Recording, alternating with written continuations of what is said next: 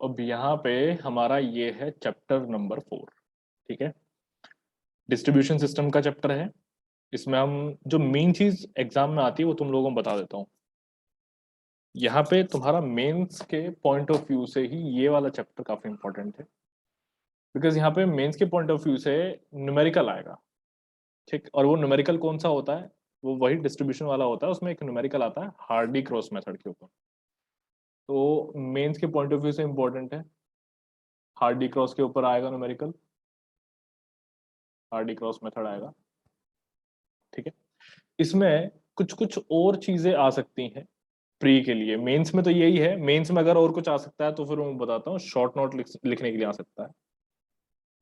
Short note जो आएगा तुम्हें लिखने के लिए वो किन चीजों के ऊपर आएगा, जैसे कि वो तुमसे कह सकता है कि बताओ यहाँ पे स्टॉप कॉक क्या होता है, इस तरह की चीजें, या फिर पूछेगा वाटर मीटर क्या होता है। कुछ कुछ इस तरह की जो चीजें होती हैं जिनके ऊपर थोड़ा बहुत लिखवा सकता है, कुछ इस तरह की चीजों को वो मेन से पूछ सकता है।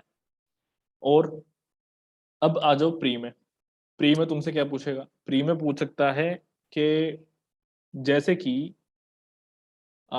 तुम्हारा अजम्पशन क्या है हार्डी क्रॉस में, यानी कि जब तुम, सॉरी हार्डी क्रॉस कह रहा हूँ, जब तुम अपना न्यूमेरिकल सॉल्व करोगे, लाइक इसके लिए न्यूमेरिकल सॉल्व करोगे, तो वहां पे कुछ अजम्पशंस होते हैं, दो अजम्पशन होते हैं। तो वो अजम्पशन तुम्हारा क्या है? हाँ, वो हार्डी क्रॉस में आता है, तो वो अजम्पशन तुमसे पूछेगा। तो वो इस तरह की चीजें प्री में आ सकती हैं, अजम्पशन आ सकते हैं प्री में। ठीक, और क्या चीजें आ सकती हैं? जैसे कि वाटर मीटर है, तो वो किस कॉन्सेप्ट पे बेस्ड है, तो कुछ कुछ इस तरह की चीजें जो है वो पूछ सकता है। सिस्टम ऑफ सप्लाई कितने तरह के होते हैं, जैसे कि ये हो गया यहाँ पे तुम लोगों के सामने, तो ये प्री के लिए हो गया। तो ये सब चीजें प्री की हैं। बहुत इजी चैप्टर है, ज्यादा कुछ नहीं है। आज ही इसको हम कोशिश करेंगे खत्म कर देंगे। जो चीजें तुम लोग खुद से कर सकते होंगे वो चीजें मैं अभी यहाँ पे छोड़ दूंगा। और बाकी जो मेन चीज है, जैसे कि खासकर न्यूमेरिकल यहाँ पे है, वो मैं अभी यहाँ पे 100% करवाऊंगा। दो न्यूमेरिकल होते हैं, सॉरी आई फॉरगॉट, एक ही न्यूमेरिकल के बारे में मैंने यहाँ पे जिक्र किया है जो हार्डी क्रॉस वाला ये था। एक न्यूमेरिकल और होता है जिसमें हम क्या करते हैं, अपना स्टोरेज डिजाइनिंग करते हैं, यानी कि स्टोरेज कैपेसिटी होती है अपने रिजर्वायर की, वो हम निकालते हैं, स्टोरेज कैपेसिटी ऑफ रिजर्वायर। एक इसके ऊपर न्यूमेरिकल था। तो दो चीजों के ऊपर न्यूमेरिकल जो है मेंस में आते हैं, तो ये दोनों हम आज देखेंगे। तो डिस्ट्रीब्यूशन सिस्टम है, सबसे पहले तो देख लो हमारे पास मेथड्स ऑफ डिस्ट्रीब्यूशन कौन कौन से होते हैं। तीन मेथड होता है डिस्ट्रीब्यूशन के, एक होता है ग्रेविटेशनल, एक होता है डायरेक्ट, और एक होता है कंबाइंड। ग्रेविटेशनल वाला वो होता है जिसमें हम थ्रू ग्रेविटी पानी को पास कर रहे होते हैं। मतलब यहाँ पे तुम्हारा सपोज करो कि ऊपर एक स्टोरेज है, एक यहाँ पे तुम्हारा कोई घर है नीचे में, और तुम्हें यहाँ से पानी ऐसे पहुंचाना है, तो ये थ्रू ग्रेविटी जाएगा, है ना। हम यहाँ पे कुछ एक्स्ट्रा एफर्ट नहीं डालते, बस पाइप्स जो होते हैं उनको ले डाउन कर देते हैं, तो by the action of gravity पानी अपने आप फ्लो होता है, तो उसको हम कहते हैं ग्रेविटेशनल सिस्टम। नेक्स्ट आ जाता है हमारे पास में डायरेक्ट पंपिंग। ये जो तुम देख रहे हो यहाँ पे सेकंड वाला, ये डायरेक्ट पंपिंग है। डायरेक्ट पंपिंग में क्या होता है, इसी चीज को जस्ट अपोजिट कर दो। मतलब अब की बार घर ऊपर ऊपर आ जाएगा, और यहाँ पे हमारा जो है रिजर्वायर आ जाता है यहाँ पे। तो अब चूंकि हमारा घर ऊपर है, मतलब पानी जो है वो ऊपर पहुंचाना है, तो हम यहाँ पे क्या करते हैं, यहाँ एक जगह पे क्या कर देंगे, पंप लगा देंगे। और ये पंपिंग हम यहाँ से कर रहे होते हैं, पानी को ऊपर पुश करते हैं, तो ये होता है डायरेक्ट पंपिंग। कंबाइंड सिस्टम वो होता है जिसमें दोनों चीजें काम आ रही होती हैं। ठीक है, कंबाइंड सिस्टम में दोनों चीजें काम आ रही होती हैं। ये सब चीजें यहाँ पे हैं नीचे, तुम लोग चाहो तो डिटेल में पढ़ सकते हो, ये मैं पीडीएफ तुम लोगों को दे दूंगा। ठीक है, मेन चीज मैंने से बता दी है। अब आ जाओ यहाँ पे सिस्टम ऑफ सप्लाई। क्या होता है सिस्टम ऑफ सप्लाई? दो तरह के सप्लाई सिस्टम होते हैं, एक होता है कॉन्टिन्यूस, एक होता है इंटरमिटेंट। अगर तुम लोग, मतलब अभी तक जहां पे तुम लोग रहे हो, मोस्टली तुम लोगों ने इंटरमिटेंट सप्लाई देखा है। अब जाकर कॉन्टिन्यूस आना शुरू हुआ है, लेकिन अभी भी बहुत जगह पे अगर देखा जाए तो इंटरमिटेंट ही है। इंटरमिटेंट में क्या होता है और कॉन्टिन्यूस में क्या होता है, थोड़ा नाम से तुम्हें डिफरेंस समझ में आ रहा होगा। कॉन्टिन्यूस में तो ये है कि पानी की सप्लाई 24 घंटे है, लगातार है एकदम, कभी पानी नहीं कटेगा। हो सके थोड़ा बहुत बीच में कट जाए, लेकिन कॉन्टिन्यूस सप्लाई रहता है। इंटरमिटेंट में क्या होता है कि भैया अभी सुबह को आपको पानी मिलेगा 8 बजे से लेकर के सुबह के 10 बजे तक मान लो। ठीक है, ये तुम्हारा पानी का टाइम होगा। फिर इवनिंग में तुम्हें मिलेगा सपोज करो शाम के 7 बजे से लेकर के रात के 10 बजे तक। तो ये जो एक, मतलब स्लॉट्स में तुम्हें, लॉट्स में तुम्हें पानी मिल रहा है, ये तुम्हारा इंटरमिटेंट सप्लाई हो जाता है। ठीक है, तो ये दो तरह के सिस्टम होते हैं, ये हमने यहाँ पे देख लिया। अब तुम्हें मैं बता दूं और चीजें। इन दोनों तरह के सिस्टम के ऊपर न्यूमेरिकल आएगा। न्यूमेरिकल आएगा किस तरह का वो भी बता देता हूँ। अभी जो हमने ऊपर यहाँ पे डिस्कशन किया ना, ये स्टोरेज कैपेसिटी ऑफ रिजर्वायर का, स्टोरेज कैपेसिटी ऑफ रिजर्वायर, तो उसमें वो चीज तुम्हें दे सकता है। मतलब जब स्टोरेज कैपेसिटी वो निकलवाएगा तो वो तुम्हें दे सकता है कि कॉन्टिन्यूस सप्लाई चल रही है या फिर इंटरमिटेंट सप्लाई चल रही है। जो भी होगा उसके बेसिस पे हम डिजाइनिंग यहाँ पे कर लेंगे। ये मैं समझा दूंगा दोनों के ऊपर, मैं जो है क्वेश्चन यहाँ पे बता दूंगा तुम लोग, कोई दिक्कत नहीं होगा, सब समझ में आ जाएगा। ठीक है, अब देख लो लेआउट्स क्या होते हैं डिस्ट्रीब्यूशन सिस्टम के। मेन चीज जो यहाँ पे है लेआउट्स की, ये सब तो तुम खुद से पढ़ते रहना, जैसे कि यहाँ पे है कि क्या क्या ब्रांचेस होती हैं, वो सब कुछ लिखा हुआ है। मेन चीज यहाँ पे ये है कि अगर हम क्लासिफाई करें तो जो हमारा डिस्ट्रीब्यूशन सिस्टम है वो कितने, मतलब कितनी तरह का होता है। तो एक होता है हमारे पास डेड एंड सिस्टम, सबसे पहला है डेड एंड सिस्टम, और ट्री सिस्टम भी इसको हम कहते हैं, ट्री सिस्टम भी कहते हैं। ट्री सिस्टम इसलिए हम कहते हैं, मैं बता देता हूँ डेड एंड सिस्टम में क्या दिक्कत है। तुम अगर यही नीचे फिगर में देखोगे तो सबसे पहली चीज तो ये कि बहुत पुराना होता है ये। जो पुराने हमारे घर वगैरह बने हुए हैं, जो पुराने सिटीज हैं, उन सब में डेड एंड सिस्टम। उसमें क्या हो रहा है कि भैया कहीं कहीं जगह जगह पे घर बने हुए हैं, जगह जगह पे घर बने हुए हैं, और उनके लिए फिर ऐसे ऐसे कोई भी रैंडमली पाइप का लेआउट करके और पानी का जो है सप्लाई हो रहा है। तो वो डेड एंड सिस्टम। अब उसकी वजह से क्या हो रहा है, ट्री की जैसी इरेगुलर ब्रांचेस होती है ना, कि भैया कोई ब्रांच कहीं कहीं निकल गई, कोई ब्रांच कहीं से निकल गई, मतलब स्पेसिफिक नहीं होता रूट। तो उसी तरीके से यहाँ पे भी स्पेसिफिक नहीं होता, तो इसी वजह से इसको हम ट्री सिस्टम भी कहते हैं। ठीक है, बाकी सब चीजें तुम लोग पढ़ लेना। ठीक, कोई दिक्कत नहीं होगा। ये डायग्राम तुम लोग बनाना चाहो तो बना लेना, सारा यहाँ पे तुम लोग को मिल जाएगा। इसके बाद में आता है हमारे पास में सेकंड वाला, जो कि ग्रिड सिस्टम होता है। ठीक, अब ग्रिड सिस्टम में क्या है, अच्छा एक चीज तुम्हें मैं इसमें भी बता दूं, देखो डेड एंड सिस्टम है। डेड एंड सिस्टम में तुम लोग खुद से एक अंदाजा लगा सकते हो कि भैया ये जो है डेफिनेटली अनइकोनॉमिकल होगा, डेफिनेटली अनइकोनॉमिकल होगा ये। ठीक है, और भी इसके कुछ कुछ डिसएडवांटेजेस और एडवांटेजेस हैं, वो तुम लोग देख लेना। ये चूंकि इजी टॉपिक्स हैं इसलिए मैं इनको ज्यादा डिटेल में नहीं लेकर के जा रहा हूँ। इनके एडवांटेजेस और डिसएडवांटेजेस पूछे जा सकते हैं फॉर द मेंस, ये जरूर तुमने याद रखना, एडवांटेजेस एंड डिसएडवांटेजेस। ये सब पढ़ करके जाना, मेंस के एग्जाम के लिए ये पूछ सकता है फॉर मेंस। ठीक है, अभी देखो आगे। तो इसके बाद में सेकंड वाला है हमारे पास में, जो कि है ग्रिड सिस्टम और रेटिकुलर सिस्टम भी उसको हम कहते हैं। This system is also known as reticular system. ठीक है, इस सिस्टम में क्या होता है कि एक मेन पाइप हमारे पास में होता है जो कि सेंटर से रन कर रहा होता है, मतलब सेंटर में होता है मेन पाइप। ठीक, और उसके साइड में क्या होती हैं, ब्रांचेस निकली रहती हैं, ग्रिड के पैटर्न में निकली रहती हैं ब्रांचेस। ठीक, तो ये चीज इसमें होती है हमारे ग्रिड सिस्टम पे। तो यहाँ पे फिगर है जैसे कि तुम लोग देख सकते हो, सेंटर में तुम्हारा मेन पाइप है, ये एम का मतलब होता है मेन। ये जो यहाँ पे एब्रीविएशन लिखे हैं like M L S M B, ये सब यहाँ पे तुम देख सकते हो। एम का मतलब मेन पाइप, सब मेन, ब्रांचेस, स्कोर वाल्व्स। ठीक है, स्कोर वाल्व्स किस लिए होती है, पानी को आगे पास करने के लिए, या फिर जो नीचे अपना थोड़ा बहुत सिल्टिंग वगैरह हो जाती है उनको भी रिमूव करने के लिए होता है स्कोर वाल्व। अब देख लो, इसके बाद हमारे पास में और क्या चीजें हैं। इस सिस्टम को हम इंटरलेस सिस्टम भी कहते हैं। ठीक, ये तुम देख लेना, डिफिकल्ट नहीं है। डिसएडवांटेजेस यहाँ पे तुम लोगों के सामने है। इसके एडवांटेजेस जो है वो इन्हीं के अंदर लिखे हुए हैं, यहाँ पे सारे के सारे जो है ये एडवांटेजेस के इसके अंदर है। यहाँ पे ये हो गया। ठीक है, अच्छा अभी रिंग सिस्टम में आ जाओ, एक सेकेंड। अब ये रिंग सिस्टम था, इसको सर्कुलर सिस्टम भी कहते हैं। इसमें क्या होता है कि मेन पाइप होता है, मेन पाइप कहाँ होता है, चारों तरफ से होता है। ठीक है, जो भी हमारे पास में एरिया होगा उसके चारों तरफ से मेन पाइप को यहाँ पे पास करके रखते हैं। एक हमारे पास में आता है रेडियल सिस्टम। अब रेडियल सिस्टम में क्या होता है कि सेंटर से चारों तरफ ऐसे जा रहे होते हैं पाइप्स। ठीक है, मेन पाइप्स ऐसे जा रहे होते हैं, तो ये हमारा रेडियल सिस्टम हो जाता है। रिंग सिस्टम में चारों तरफ से होता है ऐसे, और रेडियल सिस्टम में बाहर की तरफ होता है आउटवर्ड्स, इसको याद रखना। ठीक है, अब यहाँ पे है detection of leakage in distribution system, यानी कि अगर तुम्हारा जो डिस्ट्रीब्यूशन सिस्टम है उसमें अगर लीकेज हो जाए तो उसको तुम कैसे डिटेक्ट करोगे। तो यहाँ पे तुम्हारे पास चार ऑब्जर्वेशन रहते हैं। सबसे पहले तो डायरेक्ट ऑब्जर्वेशन है, फिर साउंडिंग रोड होता है। साउंडिंग रोड यानी कि आवाज सुन सकते हो तुम लोग। ठीक, फिर उसके बाद में होता है हाइड्रोलिक ग्रेडियंट लाइन, फिर होता है वेस्ट डिटेक्टिंग मीटर्स। तो इन चार तरीके से तुम लोग डिटेक्ट कर सकते हो, ये डिफिकल्ट नहीं है कुछ भी, तुम लोग आराम से पढ़ लेना। ठीक है, डिटेक्टिंग मीटर्स में एक खास चीज होती है जो कि यहाँ पे लिखा हुआ है कि कौन सा तुम यूज करते हो। तो ये होता है Deacon's waste distribution, sorry, waste water detection meter, ये यूज होता है यहाँ पे। तो ये है, इसका नाम मैं यहाँ पे मेंशन कर देता हूँ, Deacon's waste water detection meter, ये इसका नाम होता है। ठीक है, इसको तुम यूज कर सकते हो, इसको यूज करते हो और इसको प्री में पूछा जाएगा। ठीक है, अब नेक्स्ट देख लो, यहाँ पे ये चीज भी है, ये भी पूछी जाती है ऑब्जेक्टिव में, कि जो तुम्हारा प्रेशर होता है डिस्ट्रीब्यूशन सिस्टम में वो कितना रखा जाता है। ठीक है, सिंगल स्टोरी बिल्डिंग में कितना रखा जाता है, 2 स्टोरी में कितना, 3 स्टोरी में कितना। तो यहाँ पे सिंगल स्टोरी में 7 मीटर होता है, 2 स्टोरी में अब 7 + 5 कर दो तो ये हो जाता है 12 मीटर। फिर 3 स्टोरी में फिर से अब तुम क्या करोगे, 12 मीटर + 5 मीटर कर दो, ये हो जाता है 17 मीटर। तो ये होता है। इसमें एक और होता है कि अब देखो 5 मीटर फिर से ऐड करोगे तो हो जाएगा 22 मीटर। ठीक है, तो 22 मीटर ये लिमिट है। ठीक है, तो जो तुम्हारा डिस्ट्रीब्यूशन सिस्टम होता है उसमें 22 मीटर से ज्यादा का रेसिडुअल प्रेशर नहीं रखते। अगर तुम्हें उससे ज्यादा का रिक्वायरमेंट पड़ जाए, यानी कि 17 मीटर तक तो तुमने 3 स्टोरी बिल्डिंग में प्रेशर रखा, लेकिन अगर उससे ज्यादा का बिल्डिंग है तो फिर उस केस में क्या होता है कि हमें बूस्टर पंप्स का यूज करना पड़ता है। बूस्टर पंप्स क्या करते हैं, बिल्डिंग में लगे रहते हैं और वो ऊपर पानी को सप्लाई करते रहते हैं। ठीक है, बड़े बड़े पंप्स होते हैं बूस्टर पंप्स, ये वो काम करते हैं। आगे देखो, अब ये चीज है हमारे काम है यहाँ पे, ये है मोस्ट इंपोर्टेंट। इस पूरे चैप्टर में जो इंपॉर्टेंस रखता है वो यही है यहाँ पे। एक तो एनालिसिस हो गया, एक अभी आएगा स्टोरेज कैपेसिटी वाला।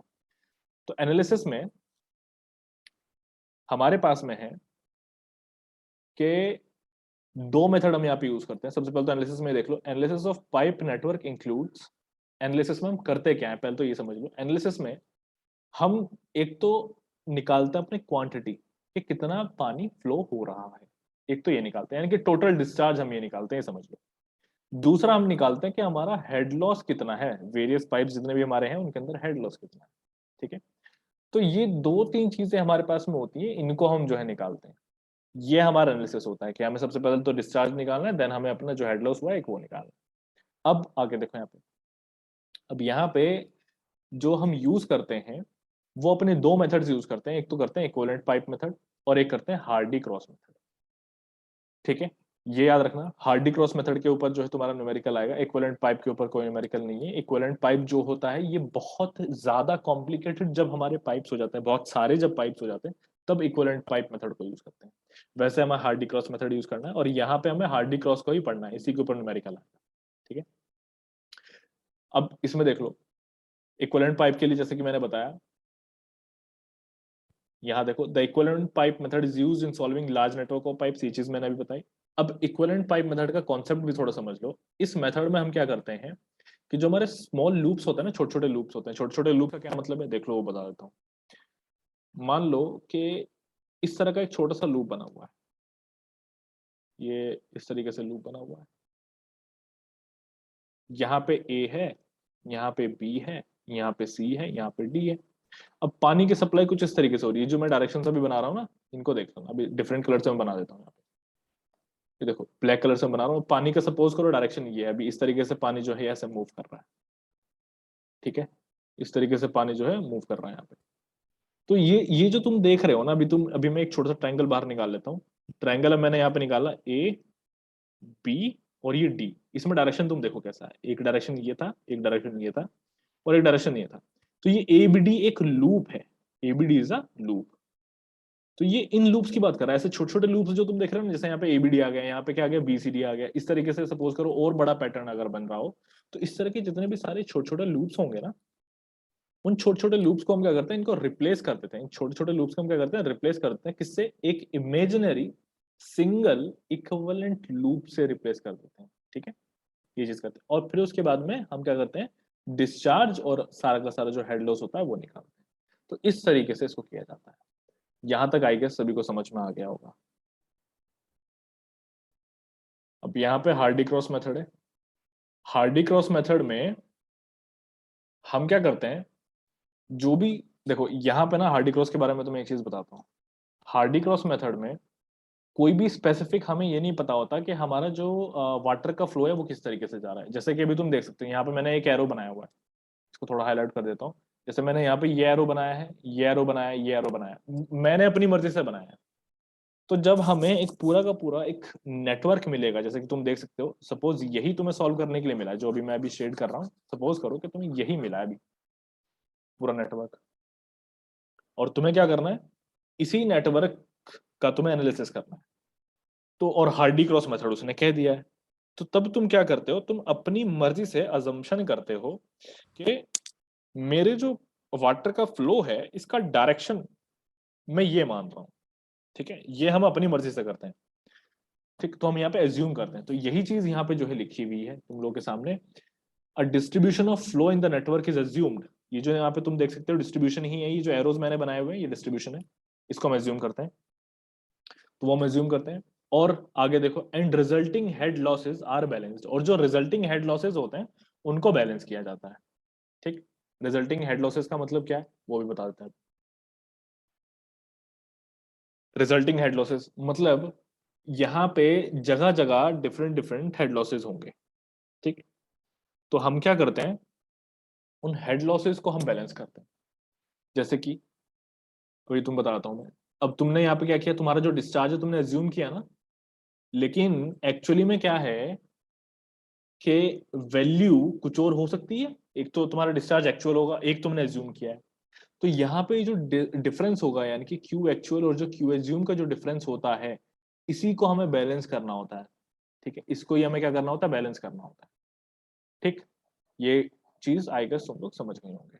अब देखते रहो आगे। अब यहाँ पे हम दो कंडीशंस को मान करके चलते हैं।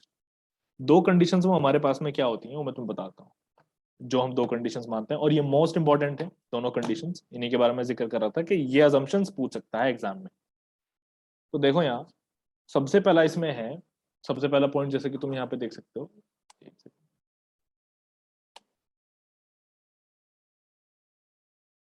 तो जैसे तुम यहाँ पे सबसे पहला पॉइंट तुम यहाँ पे देख देख पा रहे हो, ये वाला है, the algebraic sum of the pressure drops around a closed loop must be zero. तो जो तुम्हारे प्रेशर ड्रॉप हो रहे हैं उनका जो सम है क्लोज लूप के अराउंड, जो तुम्हारा सम है वो होगा जीरो, इसको तुम जीरो मान लोगे, ठीक है। अभी ये मैं नीचे दिखा भी दूंगा, जो न्यूमेरिकल अभी हम सॉल्व करेंगे तो वहां पे मैं दिखाऊंगा भी तुम लोगों को।